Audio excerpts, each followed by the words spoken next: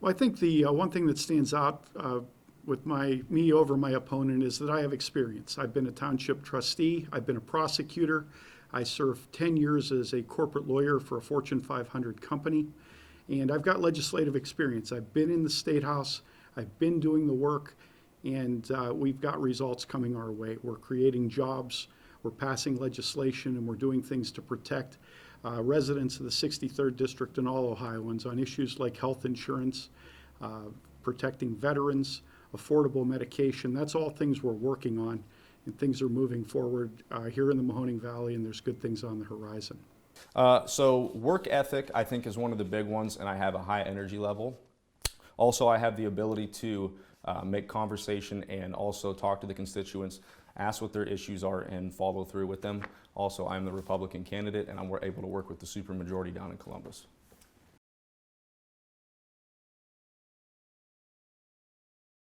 My main three priorities, if elected, are going to be jobs, jobs, and jobs. Trumbull County's been long overlooked. We need to bring back jobs to this area. Once we have jobs, it's going to alleviate everything else. So my main three priorities are to work with everybody in the county. I want to call every elected official, Republican or Democrat, ask them what they need from Columbus, and bring them back the money that they need to get things going and start jobs back in this area.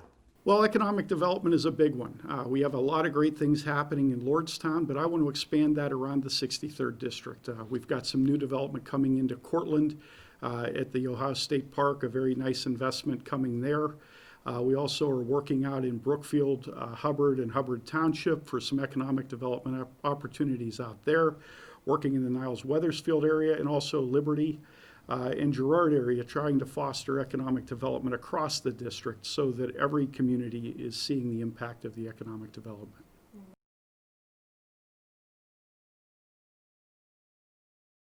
Well, we work a lot with the federal government on that. Also, our local chamber. Throughout the COVID process, I've worked hand in hand with a number of local businesses, trying to get them the assistance they need, whether it's payroll protection loans, disaster assistance loans, and there are some other grants available out there to try to get people help and assistance for what they need.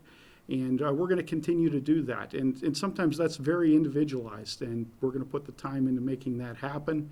And also, we're going to try to work on getting some statewide funding to help with those issues.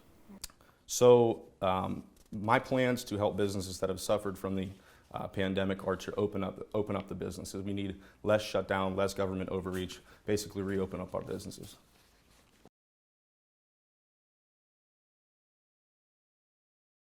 So the biggest challenges that I see in the district are jobs, and the way that we're going to make jobs come back to the district are these brownfields that I've already been in collaboration with Senator Ruley.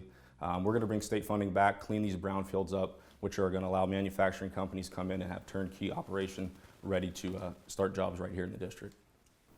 Well, I think, people have concerns in my district about some of these national issues, and they need that put to rest. Defunding the police and Second Amendment rights. Number one, I was a prosecutor. I worked with police. I'm not going to defund police, and I don't think anybody right now holding office in this valley is in support of that. I'm a law enforcement person. I always have been, always will be. And on Second Amendment rights, I'm a chairman of the Sportsman's Caucus in the House of Representatives on the Democrat side. I'm an avid hunter and outdoorsman, and I'm going to protect Second Amendment rights. But things that people are concerned about, they want health insurance, they want jobs, and they want security for our retirees and veterans. And that's what we're going to work to provide and keep that type of legislation moving, and those people in our small businesses will be at our forefront.